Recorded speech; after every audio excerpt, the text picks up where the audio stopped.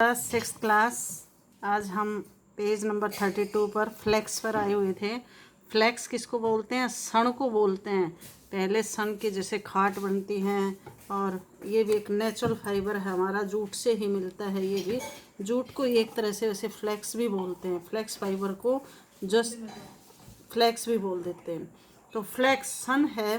Flex is also a plant that gives natural fibres. Flax means सन जो है वह भी एक पौधा है। दैट गिव्स नेचुरल फाइबर, जो भी हमें क्या देता है? प्राकृतिक रेशा देता है। The fibres obtained from flax plants are called flax fibres और जस्ट फ्लैक्स।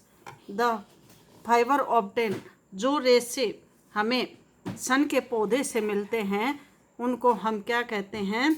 ऐसे पौधों को हम सन के रेशे या केवल सन भी कह देते हैं। जस्ट फ्लैक्स या फ्लैक्स सन के पौधे भी कह देते हैं।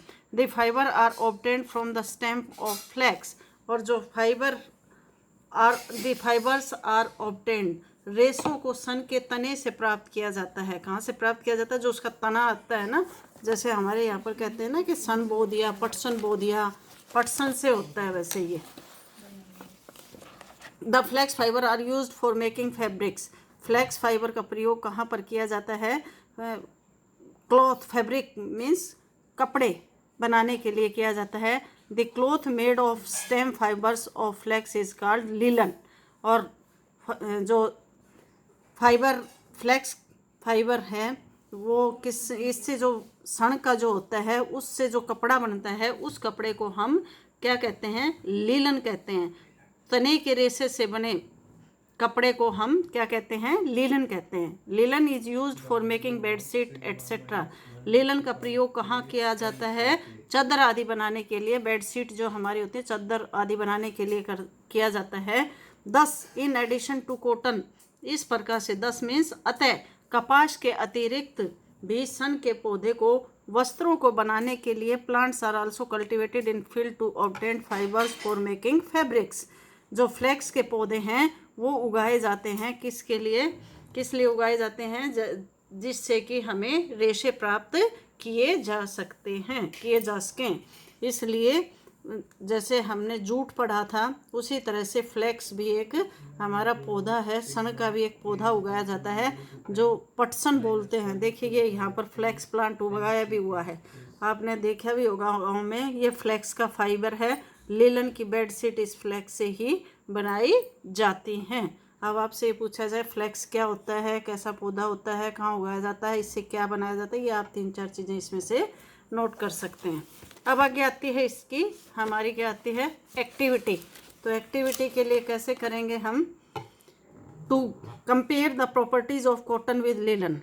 क्या करना है इसमें? कपास के गुणों की तुलना नायलॉन के गुणों से, कपास और नायलॉन की तुलना करनी है। मटेरियल रिक्वायर्ड स्मॉल, ये आपको खुद एक बार ऑब्जर्व करना है, इन चीज़ों को आपको भरना है। जैसे प्रोसीजर क्या है? स्प्रेड द 2 क्लॉथ, 2 कपड़े फैलाओ। फील देयर टेक्सचर, उनके टेक्सचर को फील करना है।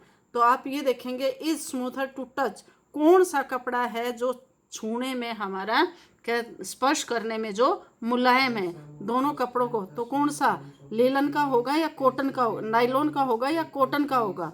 तो यहाँ पर आप लिखेंगे nylon is smoother to touch. क्या आ जाएगा इसमें? नायलॉन। क्या लिख देंगे? Nylon is smoother to touch. Nylon is slippery to touch. और क्या है? नायलॉन है वह टच करने में स्लिपरी होता है। कॉटन कैसा होता है? सॉफ्ट होता है बट ए लिटल रफ, लेकिन उसका सरफेस कैसा होता है? खुरदरा होता है। दूसरा क्या है? Take equal amount of water in 2 beakers, 2 beaker में बराबर मात्रा में पानी लेंगे। Dip the cloth in the different beakers, दोनों में क्या करेंगे? कपड़े को डुबो देंगे अलग अलग बीकर्स में।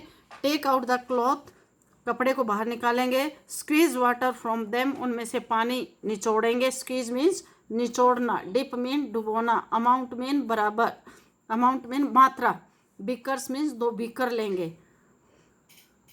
Take out the cloth and squeeze water from them. Measure the remaining water in each week, फिर मापेंगे कि हर एक बीकर के पानी को मापेंगे। पहला प्रोसीजर हमने क्या किया कि कपड़े लिए, 2 कपड़े लिए अलग अलग, एक नायलॉन का और एक कॉटन का। फिर देखा, टच करके देखा कि कौन सा कपड़ा है वह स्मूदर है, तो आप देखेंगे यहाँ नायलॉन भरेंगे, ऑब्जर्वेशन में ये आ जाएगा। अब दूसरी क्या की है हमने, बराबर मात्रा में 2 बीकर में पानी लेंगे, कपड़ों को डुबोएंगे 2 बीकर में, एक नायलॉन का कपड़ा डुबोएंगे और एक कॉटन का कपड़ा डुबोएंगे, बाहर निकालेंगे और फिर देखेंगे कि किस में ज़्यादा कौन, उनका बीकर का पानी नापेंगे। ऑब्जर्व मोर वाटर, किसने पानी ज़्यादा ऑब्जर्व किया, तो यहाँ पर आप लिखेंगे कि cotton, cotton absorb, COTTON, cotton absorb more water, यहाँ पर कॉटन आ जाएगा। आगे है wood absorb sweat more easily and is therefore convenient to wear in summer. कौन सा, वुड ऑब्जर्व, ऑब्जर्व मीन चूसना, स्वेट मीन्स पसीना, मोर इजीली माने आसानी से, देयर फॉर कन्वीनियंट मीन्स आसान, to wear in summers, wear mean पहनना, गर्मियों में पहनना, पसीने को आसानी से ऑब्जर्व कर लेता है, सोख लेता है, इसलिए कौन सा आसान, कौन सा कपड़ा होता है वह अच्छा होता है। तो यहाँ पर आप कौन क्या लिखेंगे, कॉटन, कॉटन का जो कपड़ा होता है COTTON, तो यहाँ पर आ जाएगा कॉटन। तो यहाँ पर बेटा ये एक्टिविटी 2 है, इसके केवल 2 पॉइंट ही आप यहाँ तक करेंगे। जो डिफ़िकल्ट वर्ड, ये एक्टिविटी आपको बनानी है, तो आज 2 पॉइंट तक की बनाएंगे और ये फ्लैक्स पढ़ेंगे। ओके बेटा, बाय।